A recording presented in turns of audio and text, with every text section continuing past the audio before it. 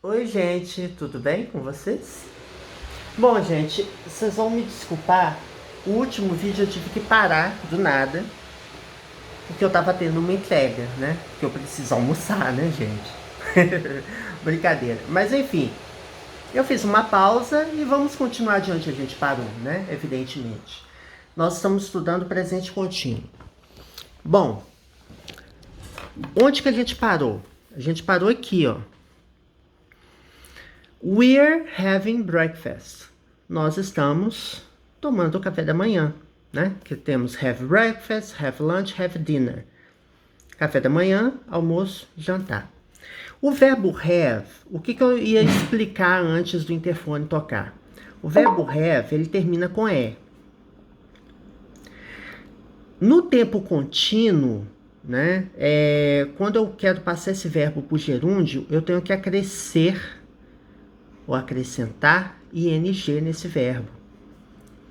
Então, assim, é possível colocar having? Não, errado. Então, assim, eu tiro o e coloco ing, tá? Sempre. O verbo give, que é o verbo dar, vai ficar giving. Você tira o e coloca o ing. Então, é sempre assim. Esse padrão aí vocês vão ter que observar, tá?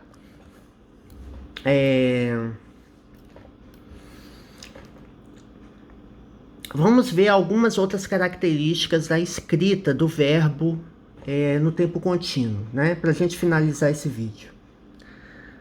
I'm coming back home. Come é o verbo vir, tá? Então, come back é como se fosse voltar, né? Vir de volta, né? Voltar. Come back. Eu estou voltando para casa. O verbo come termina com e. Você tira o e acrescenta ing. É o tempo contínuo. Então, isso é fácil. Vamos ver um outro exemplo. She's writing an email. Ela está escrevendo um e-mail, né? Está redigindo um e-mail. O verbo write é a mesma coisa, gente. Ó, o verbo write, que é o verbo escrever, ele termina com e. Então, você tira o e acrescenta ing. Então, assim, de modo geral, nós podemos afirmar, né, que para esses casos que estão sendo demonstrados nesse vídeo, a terminação ing equivale à terminação NDO, que é o gerúndio, né? Escrevendo, vindo, dando, tendo, ou tomando, né? No caso aqui, tomando café ou tendo café da manhã. É o famoso gerúndio do telemarketing, né? Nós estaremos ajudando, nós estaremos fazendo, né? Então, assim, ing, NDO. É como se fosse o gerúndio. Mas, assim, não é bom memorizar dessa forma. Mas, assim, eu tô mostrando mais ou menos a equivalência. Porque, assim, no nível básico é bom você ter uma âncora, né? Não adianta o professor vir falando tudo em inglês com você, que não vai adiantar, né? O professor, ele pode até falar tudo em inglês, mas é bom ele explicar o que aquilo significa. She's dancing. Ela está dançando. Então, o verbo dance, mesma coisa. O verbo dance termina com e, você tira o e coloca ing. He's running. He's running along the street. Ele está correndo pela rua. Agora prestem atenção aqui. O que é esse verbo? O verbo run, neste sentido pelo menos, né, é o verbo correr. Tá? Run. O verbo run, ele tem uma consoante, uma vogal, uma consoante. qualquer regrinha, né? Que o tio e a tia lá da escola de inglês ou do ensino médio ou fundamental vai ensinar para vocês.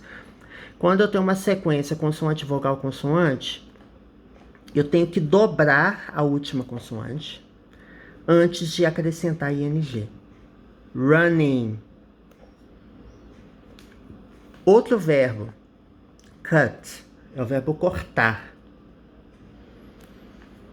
Cutting, cortando. Então, por que eu dobrei o T? Eu dobrei a última consoante. Porque eu tenho a sequência consoante, vogal, consoante.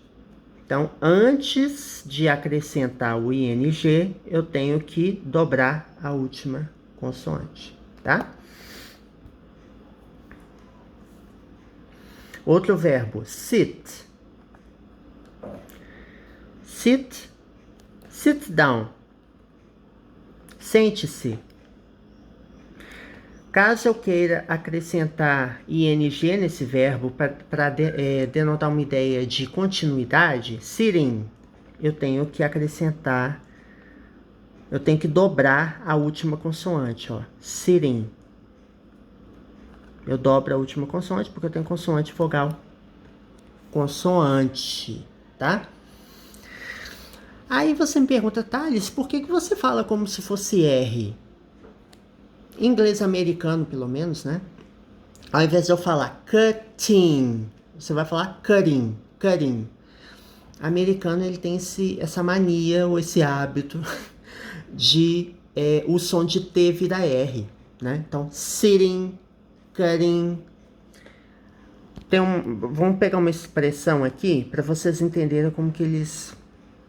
À medida que nós fomos vendo mais exemplos, eu vou explicando melhor, né? A ou a lot of. Muitos ou muito em inglês, né? Como que o americano fala? A lot of, a lot of, a lot of, né? Fala como se fosse R, ele junta, né? A lot of. O T vira R, né? Então, assim, é uma das, entre aspas, complicações do inglês americano. Uma das, né? Por que eu tô dizendo uma das? Tem outras. Quando eu fui para Boston, em 2018, por exemplo, eu parei no aeroporto de Houston, Texas. Você precisa ver, gente. Né? Eu quase que comecei a rir, eu tive uma crise de riso. Porque o cara que tava me revistando no aeroporto, né? Porque lá, você sabe, né? O pessoal revista, quase que tira sua roupa, né? Pra te revistar no aeroporto. O cara tava falando e eu tive que pensar, parar e pensar, gente, o que ele tá falando, né? Que ele tinha o sotaque texano é uma coisa extraordinariamente diferente do inglês padrão, né? É uma coisa, é como se fosse alguém que estudasse o português formal, o português gramaticalmente correto e de repente se deparasse com o texano. É um sotaque diferente que eu não estava habituado, mas assim, outros sotaques eu me dou bem. Em Boston eu me comuniquei bem, em Los Angeles eu me comuniquei bem, eu não tive problema nenhum. Mas especificamente no Texas, no aeroporto de Texas, eu lembro até hoje, né? Que o cara ia falando e eu falei, gente, o que ele tá falando, né? Assim, eu entendi o que ele tava falando, mas assim, eu não entendia no ritmo que ele falava. Eu parar, é como se fosse assim, você tá processando ainda o que tá falando, né? Então, assim, existem muitos sotaques, existem muitas regionalidades. É igual ao português mesmo, né? Português da Bahia, português de Minas, português do Rio Grande do Sul. É diferente. Então, você tem que se habituar. You're swimming very well. Swim é o verbo nadar, né? Natação, nadar. Eu tenho uma sequência consoante, vogal, consoante, então o que eu faço? Eu dobro a última consoante antes de colocar o ing. Você está nadando muito bem. Very well. E finalmente, last but not least, né? Finalmente, vamos ver aqui um outro caso.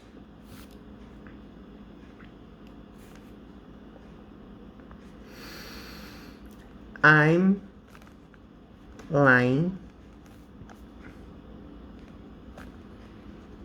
on the bed. Estou deitando na cama, né? É como se fosse isso. O verbo lie, gente, aí eu não vou explicar isso agora exatamente, né? O verbo lie, ele pode ser algumas coisas, né? O verbo lie pode ser o verbo mentir e pode ser o verbo colocar, né? Ele pode ser o verbo repousar sobre, né? Ou colocar sobre. E pode ser o verbo mentir.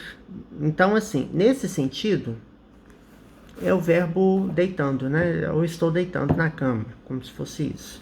O verbo lie, ele tem I, E, ele termina com E. O que eu faço, gente, para colocar ING? Nesse caso é diferente, tá? Eu tiro o IE e acrescento Y antes do ING. Ai, Thales, que chatice. Que chatice. É assim mesmo, gente. Não posso fazer nada. É uma regra, né? Você tem que reclamar com quem inventou o inglês. Mas, né? É o que eu falo para você. O inglês é muito mais fácil que o português. A conjugação dos tempos verbais é muito mais fácil que o português. Enfim. Só dando um exemplo. Então, I'm lying on the bed. Estou deitando, né, na cama. On dá uma ideia de superfície, né? O famoso the book is on the table, né? Bom, gente, é isso. No próximo vídeo nós vamos continuar vendo o presente contínuo, mas vamos focar nas perguntas ou questões, como fazer perguntas com presente contínuo. See you next video. Bye bye. Vejo você no próximo vídeo. Tchau, tchau.